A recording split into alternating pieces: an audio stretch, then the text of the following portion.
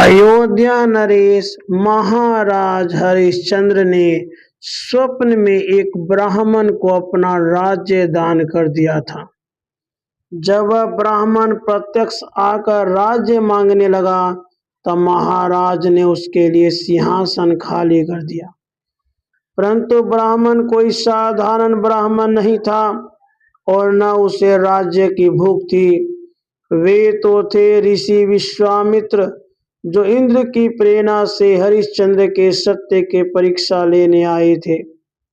राज्य लेकर उन्होंने राजा से इस दान की सांगता के लिए 1,000 स्वर्ण मुद्राएं दक्षिणा की ओर मांगी।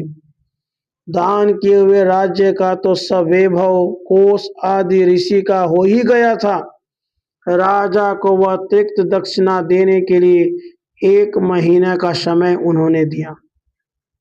जो अब तक नरेश था वह अपनी महारानी तथा राजकुमार के साथ साधारण वस्त्र पहने राजभवन से दरिद्र के समान निकला। उसके पास एक फूटी कौड़ी भी नहीं थी, न तो था पाथे ही। अपने दान किए राज्य का अन्न जल उसके लिए वर्जित था। वह उदार धर्मात्मा भगवान विश्वनाथ की पुरी काशी में पहुंचा। भरे बाजार में उसने अपनी पत्नी को दासी बनाने के लिए बेचने की पुकार प्रारंभ की। महारानी शैव्या, जो सैकड़ों दासियों से सेवित होती थी, धर्मनिष्ठ पति द्वारा बेच दी गई। एक ब्राह्मण ने उन्हें खरीदा। बड़ी कठिनाई से उस ब्राह्मण ने शैव्या को अपने छोटे से पुत्र रोहिताश्व को साथ रखने की अनुमति दी। परंतु महारानी को बेचकर भी हरिश्चंद्र केवल आधी ही दक्षिणा दे सके विश्वामित्र को। शेष आधी के लिए उन्होंने स्वयं अपने को चांडाल के हाथों बेचा। महारानी शैव्या ब्राह्मण की दासी थी। पानी भरना, बर्तन मलना, घर लीपना, गोबर उठाना आदि सब कार्य ब्राह्मण के घर का उन्हें करना पड़ता था। उनका पुत्र अयोध्या का सुकुमार युवराज रोहिताश्व अपनी नन्ही अवस्था में ही दासी पुत्र का जीवन व्यतीत कर रहा था। उधर राजा हरिश्चंद्र को चांडाल ने शमशान रक्षक नियुक्त कर दिया था, जिनकी सेवा में सेवकों और सैनिकों की भीड़ लगी रहती थी। वे अब हाथ में लाठी लेकर अकेले घोर शमशान भूमि में रात्रि को घूमा करते थे। जो कोई वहां सौदा करने आता था उससे कर लेना उनका कर्तव्य बन गया था। विपत्ति यही नहीं समाप्त हुई। रोहिताश्व को सर्प ने डस लिया।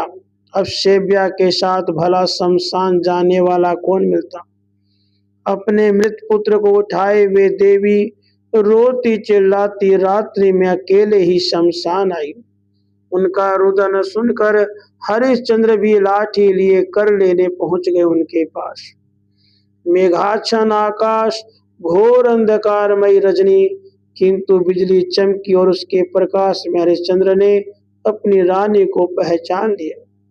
पुत्र का शव पड़ा था सामने और पतिव्रता पत्नी क्रंदन कर रही थी, परंतु हरिश्चंद्र ने हृदय को वज्र बना लिया था। हाय रे कर्तव्य, कर्तव्य से वश वे बोले, भद्रे, कुछ कर दिए बिना तुम पुत्र के देह का संस्कार नहीं कर सकती। मेरे स्वामी का आदेश है, मैं किसी को भी कर लिए बिना यहाँ सौदा आदि न करने दूं। मेरा धर्म मुझे वश कर रहा है। शैव्या क्या कर दे, क्या धरा था उस धर्ममयी नारी के पास। पुत्र के मृत शरीर को ढकने के लिए उसके पास तो कफन भी नहीं था। अपने अंचल से ही वह उसे ढक कर ले आई थी, परंतु पति के धर्म की रक्षा तो अपने प्राण देकर भी उसे करनी थी। उसने अपनी आधी साड़ी कर के रूप में देने का विचार कर लिया। हरिश्चंद्र ने फाड़ लेना चाहा उसकी साड़ी। परीक्षा समाप्त हो गई। शमशान भूमि दिव्य आलोक से आलोकित हो गई। भगवान नारायण प्रकट हो गए। हरिश्चंद्र जी का हाथ पकड़ लिया। सत्य स्वरूप श्री नारायण हरिश्चंद्र की सत्यनिष्ठा से पूर्ण संतुष्ट हो गए। वे कह रहे थे, राजन, अब तुम पत्नी के साथ वैकुंठ पधारो।